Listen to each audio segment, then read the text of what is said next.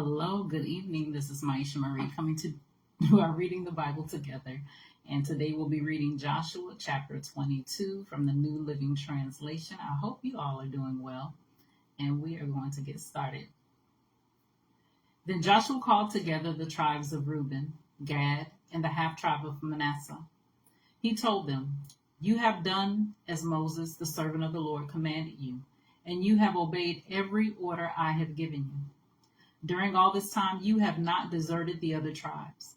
You have been careful to obey the commands of the Lord your God right up to the present day. And now the Lord your God, and now the Lord your God has given the other tribes rest, as he promised them. So go back home to the land that Moses, the servant of the Lord, gave you as your possession on the east side of the Jordan River. But be very careful to obey all the commands and the instructions that Moses gave to you. Love the Lord your God, walk in all his ways, obey his commands, hold firmly to him, and serve him with all of your heart and all your soul." So Joshua blessed them and sent them away, and they went home. Moses had given the land of Bashan, east of the Jordan River, to the half tribe of Manasseh. The other half of the tribe was given land west of the Jordan.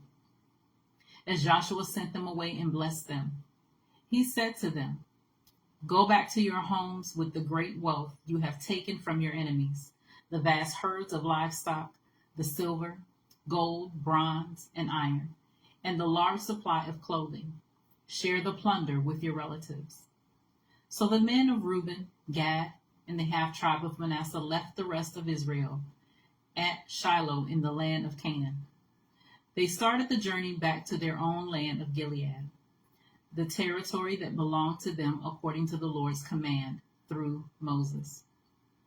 But while they were still in Canaan, and when they came to a place called Geliloth, near the Jordan River, the men of Reuben, Gad, and the half tribe of Manasseh stopped to build a large and imposing altar. The rest of Israel heard that the people of Reuben, Gad, and the half tribe of Manasseh had built an altar at Geliloth, at the edge of the land of Canaan, on the west side of the Jordan River. So the whole community of Israel gathered at Shiloh and prepared to go to war against them.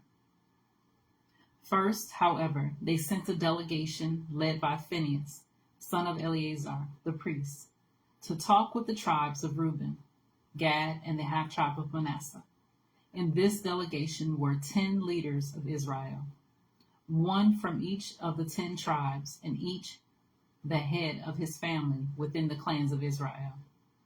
When they arrived in the land of Gilead, they said to the tribes of Reuben, Gad, and the half tribe of Manasseh, "The whole community of the Lord demands to know why you are betraying the God of Israel.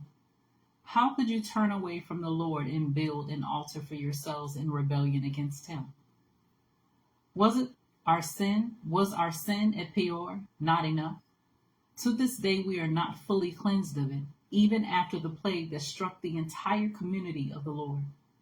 And yet today you are turning away from following the Lord, and you rebel against the Lord today. He will be angry with all of us tomorrow.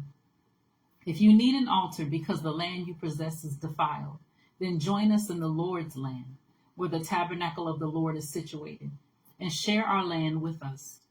But do not rebel against the Lord or against us by building an altar other than the one true altar of the Lord our God.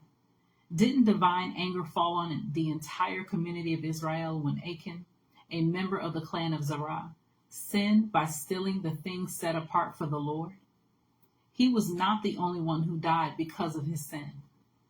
Then the people of Reuben, Gad, and the half tribe of Manasseh answered the heads of the clans of Israel, "The Lord, the mighty one, is God.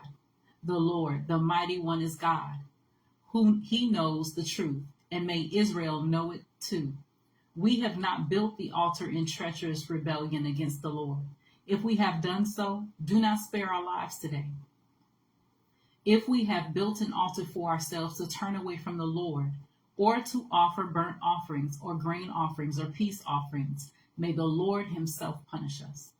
The truth is, we have built this altar because we fear that in the future your descendants will say to ours, what right do you have to worship the Lord, the God of Israel? The Lord has placed the Jordan River as a barrier between our people and you people of Reuben and Gad. You have no claim to the Lord, so your descendants may prevent our descendants from worshiping the Lord. So we decided to build the altar, not for burnt offerings or sacrifices, but as a memorial. It will remind our descendants and your descendants that we, too, have the right to worship the Lord at his sanctuary with our burnt offerings, sacrifices, and peace offerings. Then your descendants will not be able to say to ours, you have no claim to the Lord. If they say this, our descendants can reply, look at this copy of the Lord's altar that our ancestors made. It is not for burnt offerings or sacrifices. It is a reminder of the relationship both of us have with the Lord. Far be it from us to rebel against the Lord or turn away from him by building our own altar for burnt offerings, grain offerings, or sacrifices. Only the altar of the Lord, our God, that stands in front of the tabernacle may be used for that purpose. When Phinehas, the priest, and the leaders of the community, the heads of the clans of Israel, heard this from the tribes of Reuben, Gad, and the half-tribe of Manasseh, they were satisfied. Phinehas, son of Eleazar the priest, replied to them, today we know the Lord is among us because you have not committed this treachery against the Lord as we thought, and said, you have rescued Israel from being destroyed by the hand of the Lord. Then Phinehas, son of Eleazar the priest, and the other leaders left the tribes of Reuben and Gad and Gilead and returned to the land of Canaan to tell the Israelites what had happened. And all the Israelites were satisfied and praised God, and spoke no more of war against Reuben and Gad. The people of Reuben and Gad named the altar Witness, for they said, it is a witness between us and them that the Lord is our God too. So that was Joshua chapter 22 from the New Living Translation. As always, continue to search the scriptures daily to see what is true. Allow Holy Spirit to illuminate the word into your heart, your mind, and your soul, bringing knowledge and understanding and wisdom, and most of all, revelation of who God is, his true nature, his character, and how much he truly, truly loves you. You guys take care, and God bless. And until next time.